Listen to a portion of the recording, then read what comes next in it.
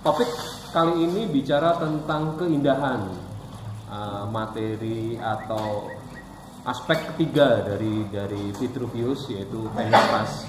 Tapi apa yang dimunculkan Vitruvius adalah keindahan-keindahan yang terlihat. Karena nanti pada materi berikutnya ada yang coba kita pahami keindahan terutama dari pendengaran, atau nanti masuk ke perasa. Jadi tidak hanya raba tapi juga perasa. Venustas mudahnya dipahami seperti ini. Jadi ini definisi ya. Jadi apa itu ada yang kaitannya dengan loveliness, charm dan segala macam, delightful. Tapi ada juga yang memahami sebagai attractiveness, atraktif. Ini definisi secara umum saja. Ada dua buku yang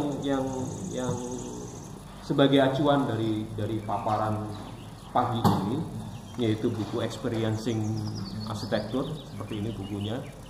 Kalau mau dilihat silakan diambil dan dikelilingkan, silakan. Kemudian yang satunya adalah Francis de Kaching, penulisnya Architecture, Form, Space, and Order. Saya jujur lupa memasukkan buku ini ke dalam Google Drive reference. Nanti saya akan coba masukkan. Kalau mau lihat fisiknya ini kayak gini. Silakan dikelilingkan aja, nggak apa-apa. Nanti setelah kuliah balik. Kenapa saya selalu mencoba memberikan apa ya? Membawa buku dan mengedarkan ke kalian itu, pertama supaya kalian juga melihat kondisi fisik dari buku itu seperti apa secara keseluruhan. Kalau di e-book itu kan hanya sekilas, tapi kalian akan bisa lihat. Itu yang Francis de Kaching itu edisi agak lama. Yang ini edisi ke-8, nggak tahu yang itu edisi keberapa, itu kayaknya awal-awal. Oke. Bagian pertama adalah skala dan proporsi. Apa itu skala, apa itu proporsi, bedanya di mana? Jadi kalau file ini akan saya bagikan ke WA group. Jadi ini definisinya tidak akan saya bahas satu persatu, agak menjengkelkan karena cukup banyak. Tapi mudahnya adalah ini. Secara definisi, proporsi adalah perbandingan ukuran antar elemen dalam suatu komposisi. Jadi ada satu komposisi, kemudian dibandingkan satu sama lain. Itu proporsi. Sedangkan skala hubungan antara ukuran suatu objek dengan ukuran objek lain. Jadi ada ukurannya. Kalau kalian bawa penggaris dan segala macam, itu sebenarnya sebuah ukuran yang akan ditempatkan di beberapa objek. Itu sebenarnya skala. Skala yang kita semua kemudian sepakati ada sentimeter, ada meter dan segala macam. Ada yang feet dan segala macam. Ada yang inch. Itu kan kesepakatan ukuran. Itu terkait dengan skala. Sedangkan proporsi kadang nggak ada urusannya dengan kesepakatan. Tapi kemudian dibandingkan, umpamanya ada komposisi beberapa benda gitu, kita lihat proporsinya seperti apa. Tujuannya dari proporsi adalah menciptakan kesan harmoni, keseimbangan. Nanti apa itu harmoni, apa itu keseimbangan, nanti akan di belakangnya lagi penjelasan berikutnya. Sedangkan skala menciptakan kesan tertentu. Kok kesan tertentu? Nanti di bagian belakang kita akan lihat. Ada yang disebut skala manusia, ada yang disebut skala monumental dan segala macam. Contohnya adalah proporsi tubuh manusia yang ideal seperti apa. Kemudian contoh skala adalah objek yang lebih besar untuk menciptakan kesan dramatis. Contoh di arsitektural jelas sekali nanti. Hobi banget nyatet ya, tapi nggak apa-apa. Udah selesai belum? Oke. Jadi kurang lebih ini mudahnya adalah yang ini. Mudahnya perbedaan antara skala dan proporsi. Selalu agak membingungkan. Yang dimaksud skala itu apa, yang dimaksud proporsi itu apa. Kalau digambar, kalau nanti saya yakin di semester 1 belum banyak, tapi nanti di semester 2 dan sampai tugas akhir selalu muncul ada skala 1 banding 50, ada skala 100, 120. Pak Iwan nanti akan skala 110 dan segala macam. Itu apa? Itu nanti akan dijelaskan ketika kalian mulai menggambar. Saya tidak ada menjelaskan detail di sini, tapi minimal kalian sudah tahu apa itu proporsi, apa itu skala. Oke. Sebenarnya proporsi bisa lebih bersifat luas. Ada yang disebut material proportion. Karena setiap material itu punya proporsi yang rasional, yang ditentukan oleh kekuatan dan kelemahan yang melekat pada material tersebut. Contohnya yaitu bahan seperti baja kuat dalam kompresi dan ketegangan dan bisa dibentuk menjadi kolom dan balok linier, juga menjadi lembar planar, jadi kayak plat lantai dan segala macam.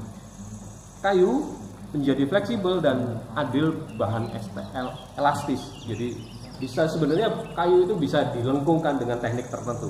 Dapat digunakan sebagai tiang dan balok linier, papan planar, dan elemen volumetrik di kabin kayu konstruksi. Jadi setiap material itu punya proporsinya, punya karakternya. Nanti muncul juga karakter dari tampilannya, kasar, lembut dan segala macam itu berikut. Itu kaitan dengan proporsi. Kembali lagi ke perbedaan tadi, perbedaan skala dan proporsi. Ini mencoba melihat atau membandingkan, nanti kita akan lihat di beberapa contoh. Kaitannya sebuah material dengan material lain dalam sebuah sudut pandang tertentu itu akan terlihat. Oke. Kemudian ada yang kaitan dengan pabrik. Ini proporsinya tidak hanya berdasarkan sifat struktural dan fungsi, tetapi juga proses yang dilalui ketika diproduksi. Karena produksinya massal, mereka punya ukuran standar. Jadi ada, nanti akan kalian kenal yang disebut dengan modul, ukuran standar dan proporsi yang dimunculkan karena mereka mempunyai standar industri tertentu. Contoh, untuk sebuah kaca, bukan hanya sekedar kaca ini, tapi kaca untuk high-rise building itu punya ukuran tertentu, punya tebal tertentu, karena dia harus menanggung beban angin yang luar biasa dan posisi di atas. Jadi tidak hanya angin, juga suhu udara dan juga tekniknya. Nanti ada beberapa teknik yang bagaimana melekatkan di dalam frame itu. Dan frame ini disusun juga punya standar tertentu, yaitu itu modul tadi, ukuran standar. Kemudian ada yang dikenal dengan precast, sebuah beton yang diproduksi di pabrik, kemudian di lokasi tinggal dipasang-pasang. Ya kan, kaitannya dengan sebuah komposisi dalam artian ada kaca, ada frame-nya, kemudian ada beberapa detail dikaitan dengan frame tersebut, ada tujuan tertentu. Kemudian kaitan dengan proporsi yang lain adalah struktur. Jadi kembali lagi ke material, sebenarnya material tertentu akan mempunyai konsekuensi struktural tertentu. Yang bagian atas kita lihat materialnya menggunakan kayu, sehingga perlu bentuk seperti ini. Jadi bentuk ini tidak hanya sekedar indah, tapi punya konsekuensi struktural. Kenapa ada tonjolan? Kenapa nggak langsung ketemu mati ini? Dia harus ditonjolkan. Itu karena ada pertimbangan struktural. Itu yang disebut dengan tektonika. Tektonika adalah keindahan di dalam struktural. Benar terhadap struktur, indah juga termasuk indah juga gitu. Jadi ada pertanggungjawaban struktural, juga ada keindahan. Tapi di beberapa arsitek kemudian dia bermain dengan material yang ini beton, bangunan beton, tapi kemudian dimaksimalkan kekuatan karakter dari beton itu, sehingga beton yang kayaknya kaku dan segala macam dibuat sedemikian melengkung, sedemikian fleksibel, sedemikian lenturnya, tapi pertanggungjawaban strukturalnya tetap. Jadi kan kemudian ini struktur wafel, jadi bentangnya bisa lebar. Bangunan ini akan dihancurkan yang bawah di Jepang. Kenapa? Tanya orang Jepang. Saya nggak tahu. Kalau kayak gitu tuh kira-kira hujan tuh bakal itu ke pintunya nggak sih? Kan bisa. Ini kan bentangnya cukup lebar. Ya, ya. Dan hujannya di Jepang dengan di kita kan beda. Masalahnya di situ. Itu nanti akan muncul dengan kaitannya dengan kondisi alam dan segala macam nanti di kaitan berikutnya. Oke. Lanjut ya. Proporsi adalah persamaan antar dua perbandingan dalam yang mana suku pertama dan suku berikutnya. Ini kaitan proporsi dengan bersenggolan dengan ilmu musik. Jadi konstruksi visual ada keteraturan dan keselarasan. Kembali lagi ya di awal tadi melihat bahwa tujuan dari proporsi adalah harmoni. Harmoni munculnya adanya keteraturan dan keselarasan. Itu kenapa saya bilang tadi, saya agak beberapa titik kok kayak belum nyaman itu, termasuk dengan kata-katanya ini. Oke, dengan demikian proporsi membentuk serangkaian hubungan visual yang konsisten antar bagian dan keseluruhan. Enggak usah dicatat lagi. Malu-malu. Oke, ada beberapa teori proporsi. Salah satunya adalah golden section. Saya ada satu buku khusus tentang proporsi. Itu menarik. Ini proporsi yang teori-teori yang biasanya muncul ketika zaman-zaman Renaissance, abad 14 sampai sekitar 16. Dan pada masa itu arsitektur berubah dari banyak keseninya menjadi sebuah pengetahuan, sebuah ilmu pengetahuan, karena perhitungan matematis masuk ke dalam arsitektur. Jadi ini kan sangat matematis ya, perhitungan perbandingan dan segala macam. Dan biasanya bangunan-bangunan dengan keindahan tertentu secara visual itu bisa dijelaskan, bisa dijabarkan melalui golden section. Contoh Taj Mahal ini. Melengkungnya itu benar gitu loh. Semuanya ketemu titiknya. Titik di sini, dia segala macam itu ketemu. Itu yang saya merasa atau saya berpikir belakangan ini jarang diaplikasikan. Taj Mahal dengan titik tertentu di spot ini katanya, saya juga belum pernah ke sana. Katanya itu ada spot yang selalu ramai karena kita bisa melihat keseluruhan menaranya, 4 menaranya, keseluruhan bangunan, dan ternyata ketika diteliti atau dihitung tanda kutip ya, dengan skema golden section itu masuk memang. Ini contohnya golden section. Kemudian teori yang lain classical order.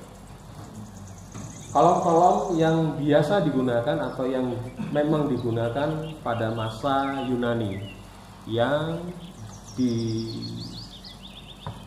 ditempel atau digunakan di kuil-kuil. Jadi ada Tuscan, ada Doric, Ionic, Corinthian, komposit.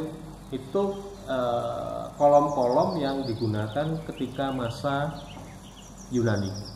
Dan biasanya di setiap karakter kolom, setiap masing-masing jenis kolom itu punya maksud. Jadi dewa ini itu pakai kolom katakanlah Corinthian karena ada tertentu, kemudian kaitannya juga dengan tempatnya.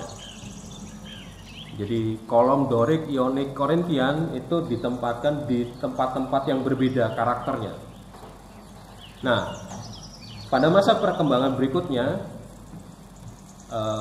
order atau pembagian kolom seperti ini kemudian diaplikasikan di beberapa bangunan, terutama di bangunan Renaissance, masa-masa Renaissance abad 13, 14, 15, sampai 16. Salah satunya adalah ini, gedung parlemen, gedung parlemennya di Jerman Barat. Jerman sekarang, dulu kan ada Jerman Barat dan Jerman Timur. Sekarang Jerman, kemudian dia menggunakan pediment dari masa Yunani dan kolom-kolom dari masa Yunani juga. Tujuannya apa?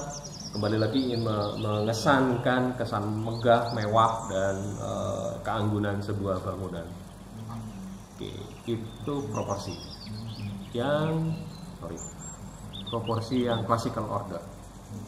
Kemudian tadi saya sempat sebutkan ada masa Renaissance. Tidak hanya golden section, tidak hanya memunculkan kembali classical order, tapi juga ada beberapa perhitungan itu. Ada perhitungan aritmatika, geometri, dan harmonik. Mereka tidak hanya sekedar oh ya indah, tapi apa indah itu? Pertanggungjawabannya apa? Mereka hitung secara matematis. Jadi perbandingannya dijabarkan lebih lanjut, dan salah satunya adalah karyanya Palladio, Villa Rotunda kalau nggak salah ingat. Jadi dia proporsinya dia ada sentralnya sebagai bujur sangka dengan beberapa sayap, dan ketinggiannya ini juga ada mengikuti proporsi dari yang perhitungan matematis ini. Palladio seorang arsitek, seniman, tapi juga sekaligus ahli matematika. Jadi ketika masa itu, masa Renaissance, seorang arsitek pasti juga ahli matematis. Seniman iya, pematung iya, perhitungan juga iya. Itu masa-masa Renaissance. Oke. Kemudian perkembangan dari masa Renaissance diperdalam lagi, diulik lagi di masa modern, terutama oleh Le Corbusier. Kalau kalian pernah dengar Om Deddy Corbusier, itu yang di sini kan ngomongnya Le Corbusier, itu memang belakang kata Corbusier itu ngambil dari seorang arsitek Prancis ini, tokoh arsitek modern, dan fokus teori yang paling besar atau yang paling mempengaruhi perkembangan arsitektur adalah yang disebut dengan modulor dari Corbu, yang melihat proporsi tubuh manusia dihitung benar. Sebenarnya secara efisien manusia itu butuh ruangnya seberapa sih? Dan perhitungan matematis ini, perhitungan tubuh manusia ini diaplikasikan di United Habitation di Prancis, sebuah apartemen untuk masyarakat menengah ke bawah. Apartemennya aja udah kayak gini. Jadi dia perhitungkan benar bagaimana sih sebenarnya kebutuhan ruangnya, tingginya berapa, lebarnya berapa.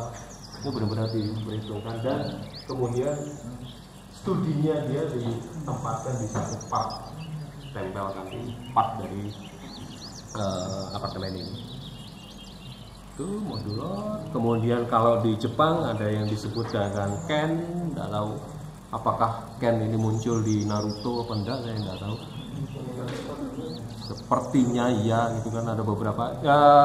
Kalau kalian pernah dengar kata tatami dan segala macam, sebenarnya itu. Jadi ada satu modul yang kemudian diaplikasikan tatanannya ke dalam bangunan Jepang. Itu menurut buku dari yang F.D. Kaching tadi. Jadi skala dan proporsi kaitannya dengan sampai ke Ken ini. Pak, bagaimana dengan Indonesia? Sebenarnya Indonesia juga punya perhitungan-perhitungan seperti itu, tapi tidak masuk di buku itu. Ada di Bali yang disebut dengan Astala Kosala Kosali. Jadi perhitungan tubuh manusia terhadap si pemiliknya. Silakan di googling ya, Astala Kosala Kosali namanya. Kemudian di Jawa ada yang namanya petungan.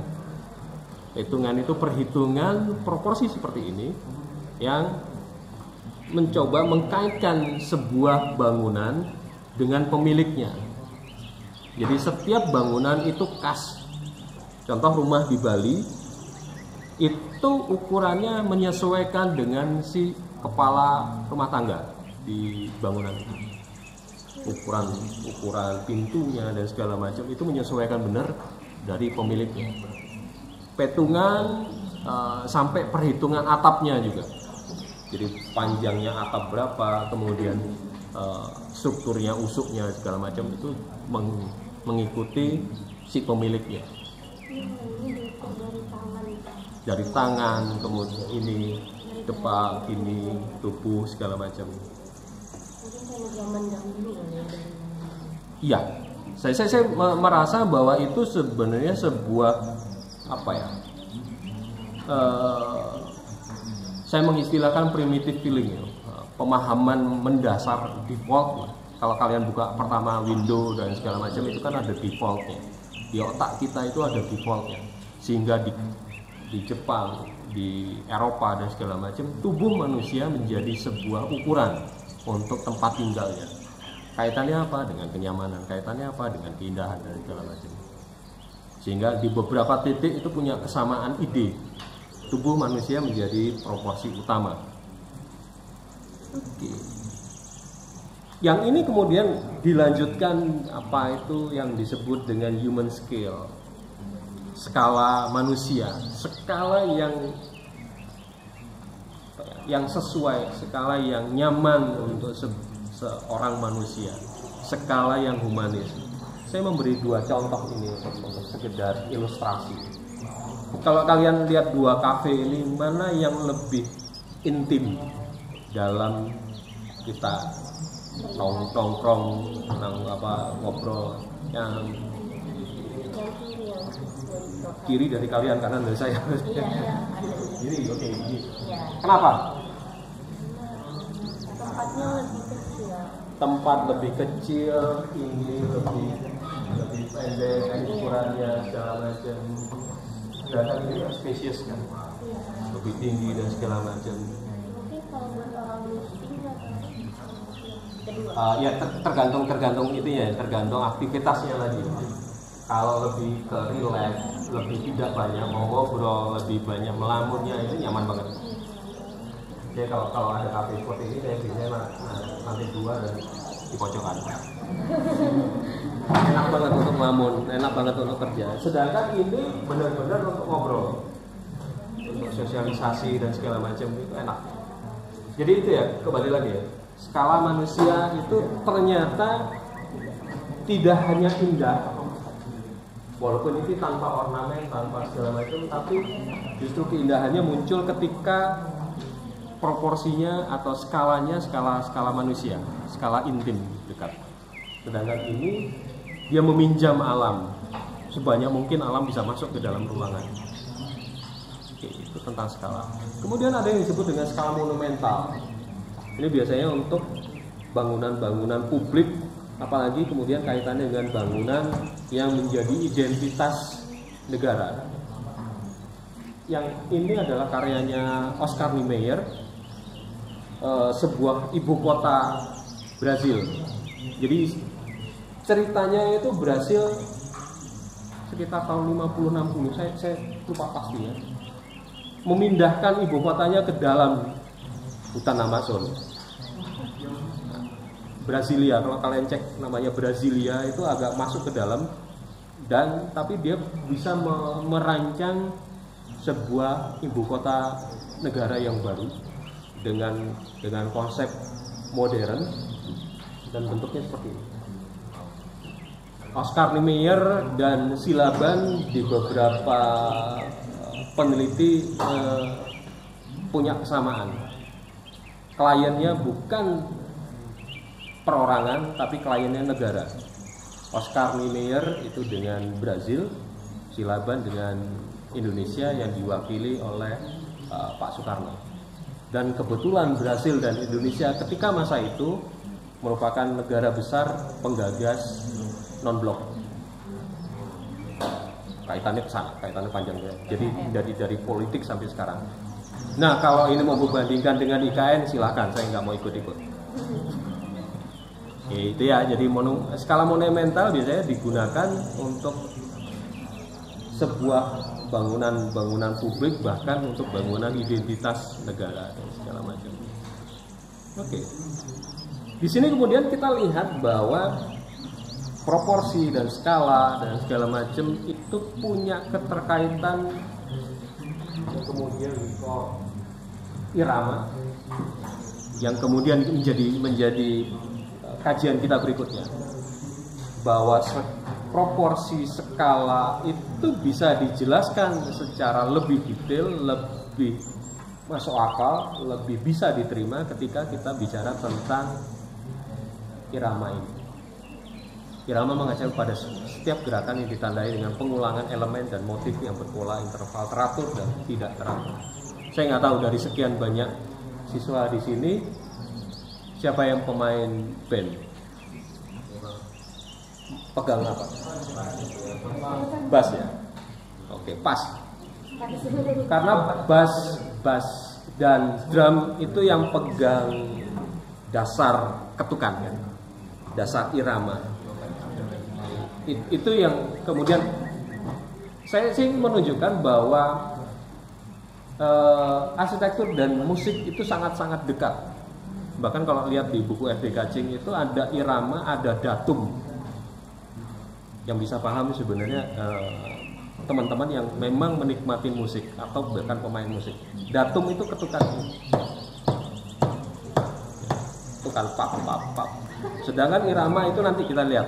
Irama itu ada keteraturan. Dan itu kaitannya juga dengan proporsi tadi. Oke, ini definisinya dan kita lihat irama itu.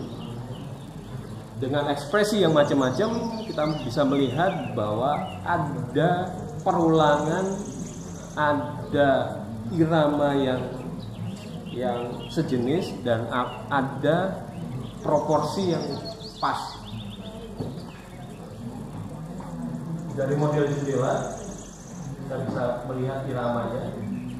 Katakanlah ini A, B, selalu ada kecil di tengah untuk menyelangi. Kemudian ini dan ini itu hampir mirip iramanya. Ada yang mengatakan monoton dan segala macam, iramanya pap terus A. Tapi ketika dijajarkan jadi sangat menarik. Yang ini dia iramanya A, tapi A-nya akan melewat gitu. A aksen dan segala macam berbeda gitu. Ini Sahadid dengan karyanya juga sebenarnya tidak jauh beda dengan ini, hanya kemudian dia tidurkan, kemudian ada perulangan bentuknya, tapi idenya sama, iramanya sama. Itu yang disebut dengan irama ya. Ada perulangan, kemudian ada aksen di beberapa beberapa titik. Kalau kalian lihat kemarin dancing house-nya Frank O'Gary, kayaknya aneh, kayaknya beda. Tapi ketika di zoom out dan kita melihat keseluruhan kawasan tersebut, dia sebenarnya hanya melanjutkan irama.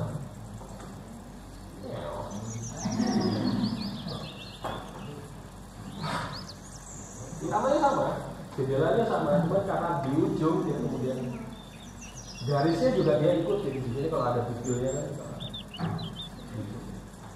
Jadi di sini menjelaskan bahwa Frank O'Gary itu tidak meninggalkan atau tidak aneh sebenarnya kalau melihat keseluruhan kawasannya. Tapi kenapa kok dia berani melenturkan kolom dan melenturkan atau bermain dengan aturnya jendela? Siapa? Di sini ada kelompoknya Frank O'Gary. Ya. Ceritanya gimana ini? Sudut ini.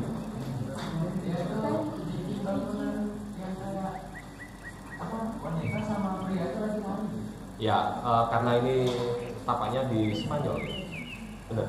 Benar Spanyol bukan? Praha, cek Praha. Ya, prana itu kan itu idenya. Tapi secara sejarah ini bangunan apa di Pojokan?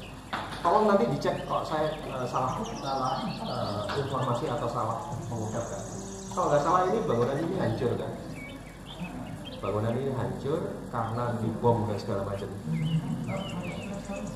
Ya, sekarang. Tapi bangunan ini karena perang dan segala macam dia hancur. Sehingga bentuk ini sebenarnya merepresentasikan kesejarahan dari terutama di sudut ini. Kemudian menyajikan kaitannya dengan irama sekelilingnya. Satu dengan sejarah peperangan tadi, kemudian dengan tadi kaitannya dengan penari tadi, dan kaitannya dengan lingkungan. Saya ingin menunjukkan di sini adalah bahwa bentuk yang aneh ini kalau kita hanya melihat ini jadinya aneh. Tapi ketika melihat keseluruhan dia melanjutkan iramanya, dia tidak berbeda.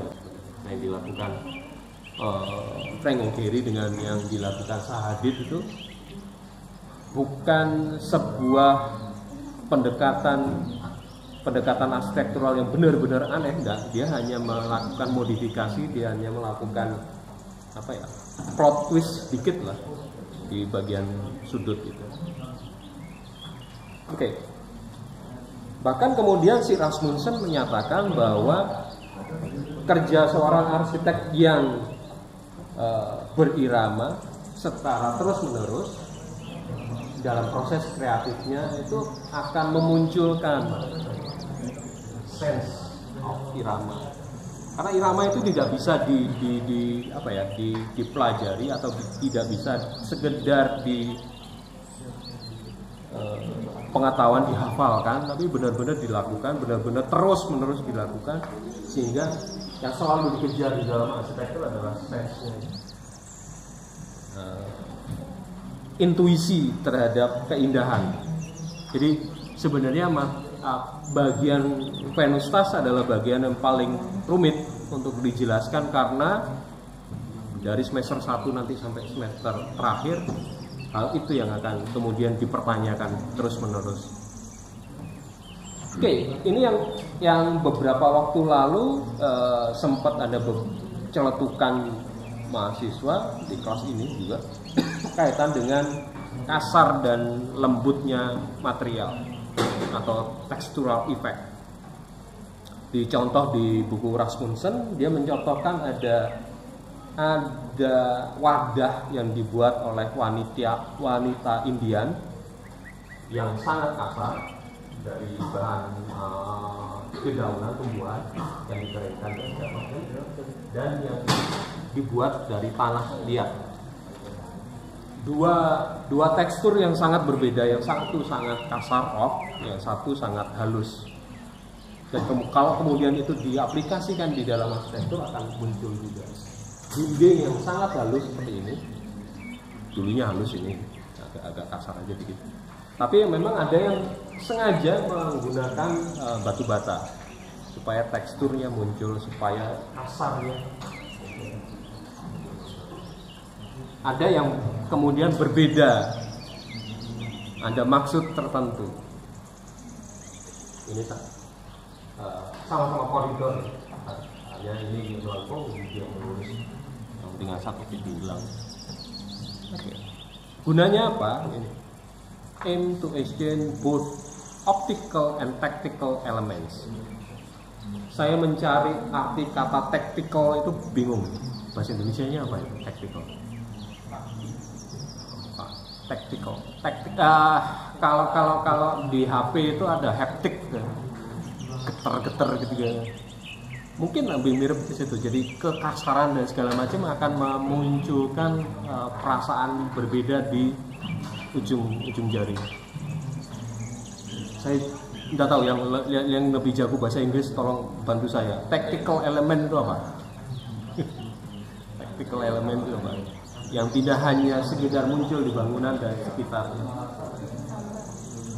yang berguna untuk visual karakteristik.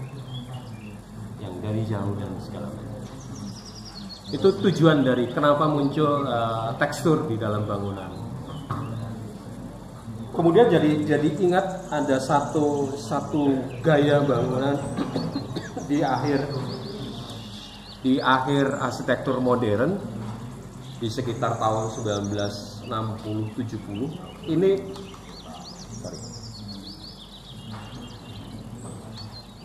ini masa yang sangat pendek yang disebut dengan brutalisme arsitektur. Brutalisme arsitektur itu bukan brutal dalam pengertian hooligan atau seperti supporter sepak bola yang brutal, bukan. Brut dalam bahasa Prancis itu kasar, raw, brut, uncut dan segala macam. Jadi brutalisme arsitektur itu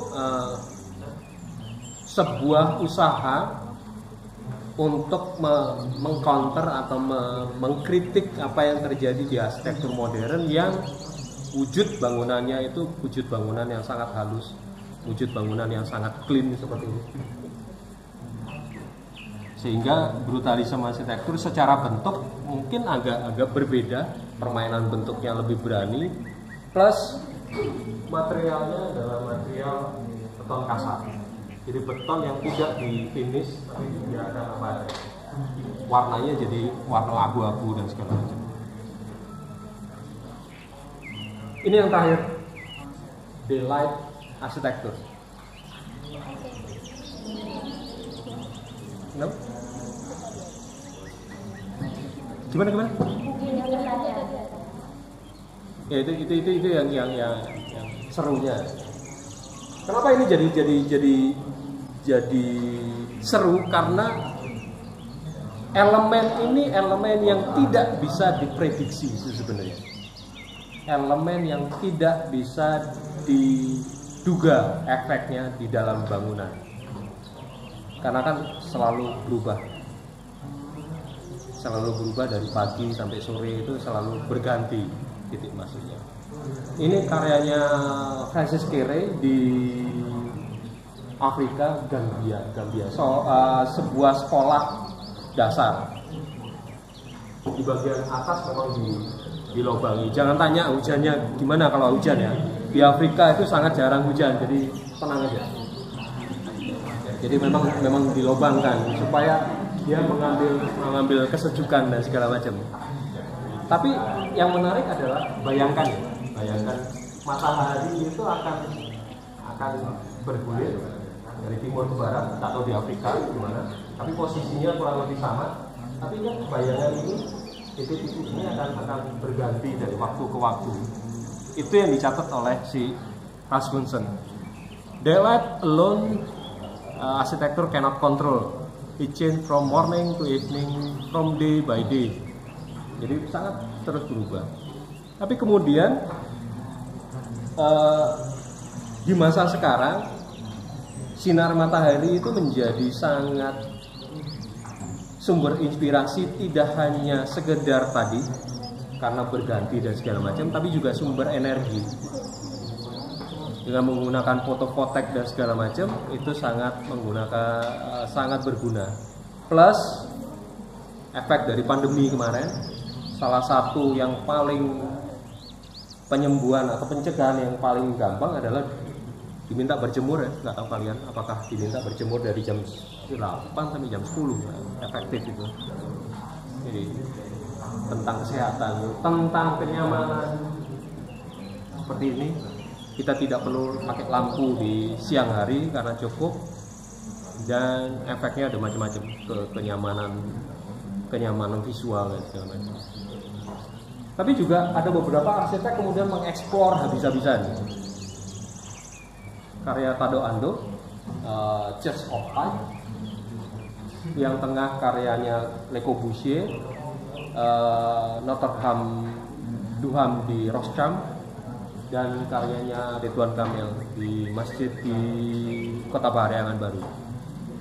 Ketiganya mencoba memaksimalkan bagaimana elemen cahaya itu bisa maksimal, bisa menjadi kalau kembali ke Venustase, sebuah keindahan tersendiri. Corbu menggunakan kaca-kaca patri dengan beberapa warna, ada hijau, ada kuning, ada merah, dan segala macam. Sedangkan Tado Ando benar-benar dia memperhitungkan arah matahari sehingga ketika ada ibadah itu cahayanya tidak full dari depan. Jadi dia benar-benar dihitung. Sama juga dengan Ridwan Kamil ketika sholat, terutama di maghrib itu pas banget cahayanya dari depan.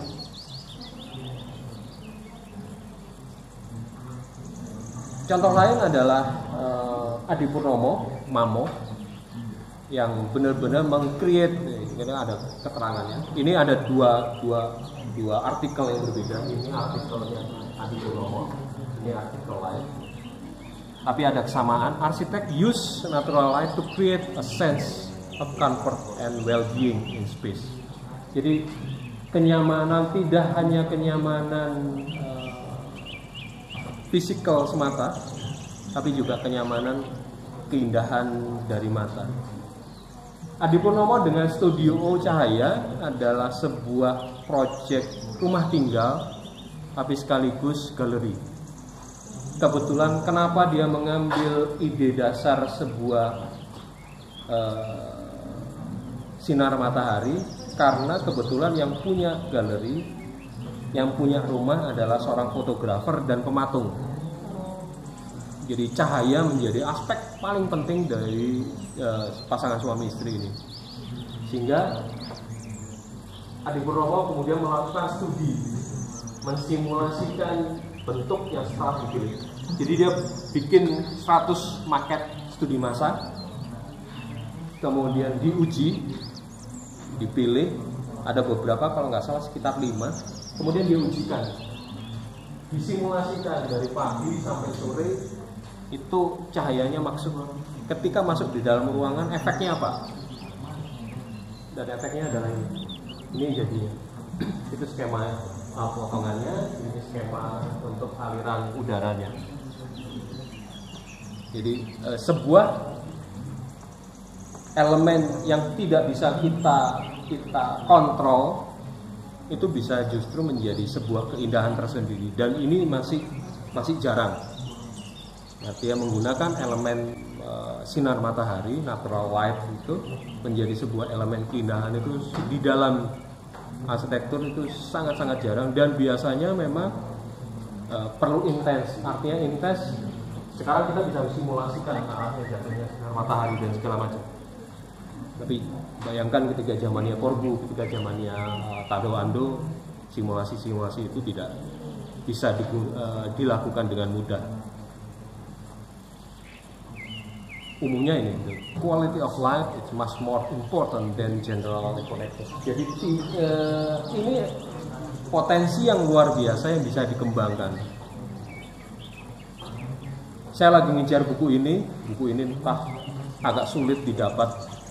Tapi yang menjadi catatan adalah Henry Clapper memang secara khusus bicara arsitektur dari sudut pandang natural light. Book over surprising array of intellectual avenue to the pursuit while commenting on something example of contemporary architecture. Jadi beberapa contoh-contoh arsitektur kontemporer yang menggunakan natural light sebagai pendekatan utamanya. Sedikit bicara, sedikit narsis sedikit. Di dalam arsitektur kita itu ada yang disebut dengan cerlang tara, kecemerlangan Nusantara. Karena arsitektur kita itu arsitektur yang sangat adaptif terhadap kondisi lingkungan, termasuk juga dengan masuknya sinar matahari. Di tulisan ini saya membandingkan ada beberapa istilah yang sangat dekat dengan arsitektur Nusantara. Ada local wisdom, ada genius loci, ada cerlang tara. dan bagaimana konsekuensinya. Tapi fokus di sini ternyata arsitektur kita itu sangat luar biasa terkait dengan kecemerlangan dalam pengertian matahari yang jatuh digunakan secara maksimal dan pembayangan. Terakhir tentang warna. Saya nggak tahu apakah PA1 itu sudah bicara tentang teori warna. Jadi lebih mantap. Jadi warna menjadi bagian penting dari arsitektur. Belakangan ini banyak sekali warna-warna natural, bahkan warna-warna yang ya dibiarkan apa adanya dari material yang ada. Jadi batu bata tetap batu bata, beton tetap beton. Ini ada beberapa basic teori, dan kemudian kaitan dengan warna juga kaitan dengan psikologi warna itu sendiri. Setiap warna punya ide, punya karakter tersendiri, punya hal-hal yang sangat sesuai. Saya nggak tahu apakah kalian ketika memilih warna baju itu disesuaikan dengan kepribadian atau sekedar modelnya bagus. Kalau saya, kenapa saya pilih hitam bukan karena menunjukkan powernya, bukan, atau formalnya, bukan, malas mikir. Jadi setiap narik baju ya sudah pasti warnanya hitam.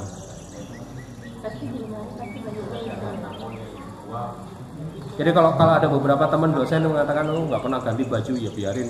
Saya punya selusin dengan warna hitam ya hubungannya.